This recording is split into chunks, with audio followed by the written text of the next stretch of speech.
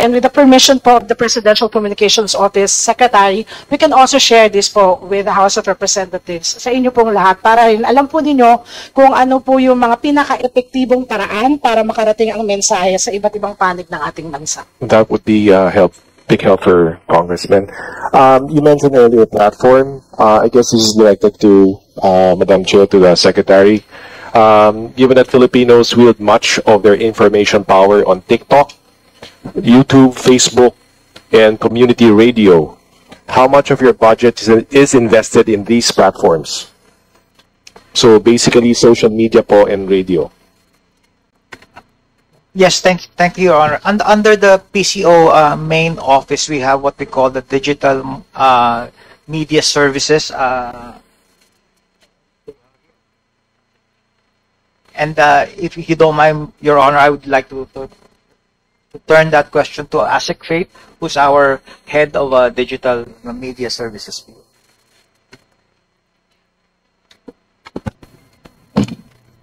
Good evening po. For the social media, actually, Vice Chair, we do not really allocate budget for any types of social media engagement, or like when it comes to probably the only factor that we're allotting budget for in social media are boosting of posts. Like, for example, there are information or new laws passed, and we created materials about that further explains and laymanizes it for the people. Those are the types of posts that we boost. But aside from that, there are no other expenses naman po for the digital media. And for community radio, yeah, how much of the budget is allocated for radio?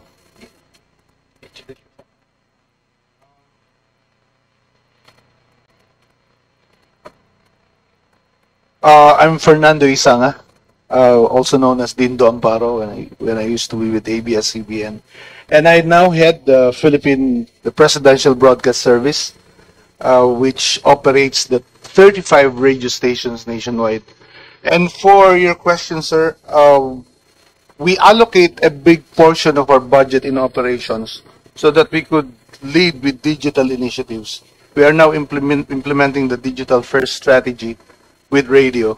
And as far as we're concerned, we do not do the traditional radio operations anymore, but we have expanded the role of our operations, of our radio people. So now they do not just do radio, but they do a lot of digital work. So that includes a portion of our budget being allocated to equipment to improve our capability in digital first. And also we allot portion of our budget for the training of our people. So we do a lot of continuous training so that they will learn the ropes of the digital first strategy, because it's been alarming already that if we will maintain the old operations of radio, we cannot be able to catch up with a growing trend of digital technology. And now the audience is not just with radio and TV, but a lot of our audience now is with digital. So we will have to realign most of our budgets with the operations in digital, which include the enhancement of the skills of our radio people. And for that reason, sir, since you need to train and purchase the equipment, need to basically modernize your service, there was a corresponding increase in the budget for radio. Yes, sir. That's included in our ICT budget.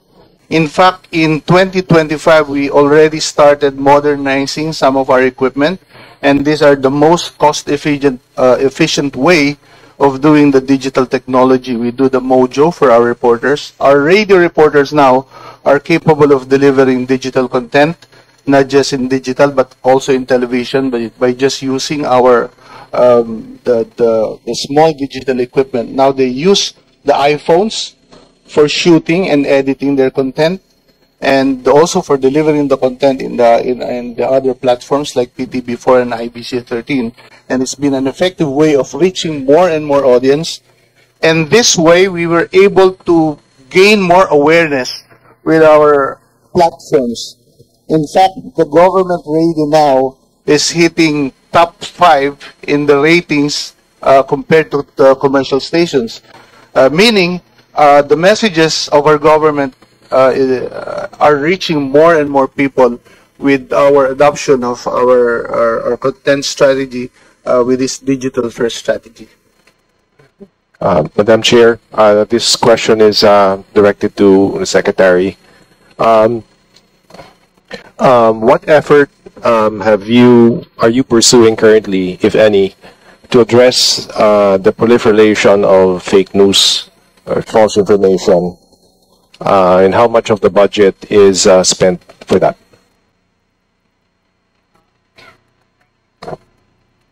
Thank you, Your Honor. Yes, we do a significant amount of work in terms of combating fake news and misinformation, from the digital front to coordination with other government agencies for takedown of these fake news sites. No, we continue to do information campaign against fighting fake news. Now, in terms of the amount allocated for that, I would say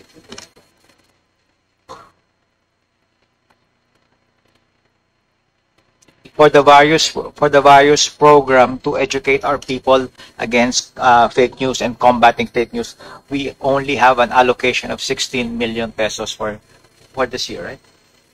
For this year. It doesn't seem a lot. 16 million. So what can you just briefly describe the efforts that you are doing to fight fake news? Yeah, just to be a little bit more specific, Your Honor, when we see something in social media that is obviously fake and is obviously based on misinformation, we counter that with contents that would clarify the misinformation, correct the misinformation, and or outright dispute that fake news. So it's content versus content. So it doesn't require much budget, Your Honor, but it's really more of maximizing and leveraging all the social media platforms available at our disposal, not only at the PCO main office, but through our attached agencies as well. That brings me back to my earlier point that we need to have synchronized and consistent messaging across all our platforms to drown out or even silence this fake news. Well, thank you, Secretary Gomez. Madam Chair, I have questions for IBC, represented by President and CEO Jose Policarpio. President Policarpio, should I call you President Policarpio? I see that the budget here in one of the tabs that you are proposing a 1.2 billion peso budget. And looking at the expenses here, a lot of it is really infrastructure and capital equipment. Did I characterize your proposal correctly? Good evening, Honorable Madam Chairperson and honorable members of the committee. That's true, Your Honor, because when I came in at IBC in 2023, it was saddled with a lot of liabilities, especially liabilities from former employees who were all paid as of last Monday. Because you only got the last batch last Thursday, and immediately Monday, we released all the unclaimed, or rather the unpaid benefits. Lastly, and also, when I came in, there were only 5 provincial stations. Because most of the stations were already missing, and there was no record of who got them or where it was. So I have to revitalize them, since most of them are mostly dilapidated in dilapidated condition. Mga analog po, and very low in kilowatt hour. We cannot reach the desired number that we do. That's why I requested in 2024, we presented a digitalization program in line with the government directive to digitalize all operation. And as of now, sir, I'm proud to say that we have 14 from 5. We have 14 digital stations. And we need more because Again, we have to retire all the employees, include the present employees, because they're all covered by CBA, covered by separate agreement, which is very expensive to IBC and to the government. To do so, we are saving 89 million a year. So that's the reason why we opted to retire all and reapply. That way, we will not be saddled with so many benefits because the previous owner, the salaries were low, but the privileges, or rather the benefits were rather high, including supply of one sack of sugar, one sack of rice, every month, things like those. And furthermore, most of the employees have not been paid the corresponding increases in their national wage. That's why we have to trace back and update them. Marami pa akong mga kaso pending. From I came in, we had around 65 cases. And we were able, and before me, they were all losing cases. That's why I had to get new lawyers in order to fight them, because most of the labor cases are being lost by Channel 13. Pero ngayon 6 na lang natitirang kaso. You mentioned previous owner. Who was a previous owner? I'm sorry, sir. Previous owner was Benedicto, but the previous administration, okay. They were not paid. From Okay. the time, like for example, from 1998, they have not been paid the retirements, the benefits. It was only to the kind support of Congress, Senate, and the Office of the President. In 2024, nabayaran ho natin yung 164 ng kanilang retirement. Pero only last Monday, nabayaran ko naman yung benefits, accompanying benefits like sick leave, vacation leave, medical assistance, things like this. Marami ho yun eh. Pero nabayaran ko no last Monday. Thank you for the answer. Now, yung personal services po na reflected dito in an amount of 128 million, would part of that or part of it be spent basically to retire? No, sir, that's a different one because we requested for 428, which will cover the present employees who are retiring and have not been paid, including with that, sir, mababayaran ho namin lahat-lahat. Yun po yung tinatawag dito yung cost of reorganization. That's right, sir. Okay, thank you po. Can you speak to your vision for IPC 13? And also since assuming office, what were your accomplishments? You mentioned retiring, as addressing yung mga retirement issues and the cases. Ano pa yung vision nyo, your accomplishments, and your plans for IBC 13?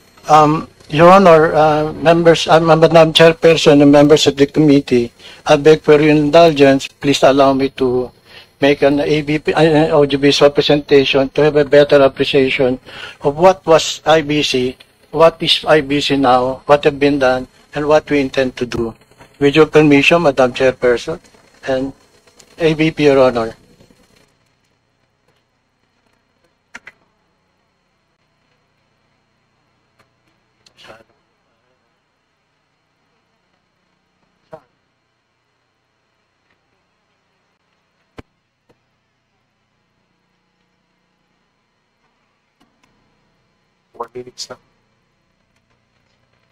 It's roughly 4 minutes, Your Honor. Please hold the show. We are still trying to deliberate as to whether to allow. How long is the video, Mr. Madam President? Chairperson, it's around 4 minutes.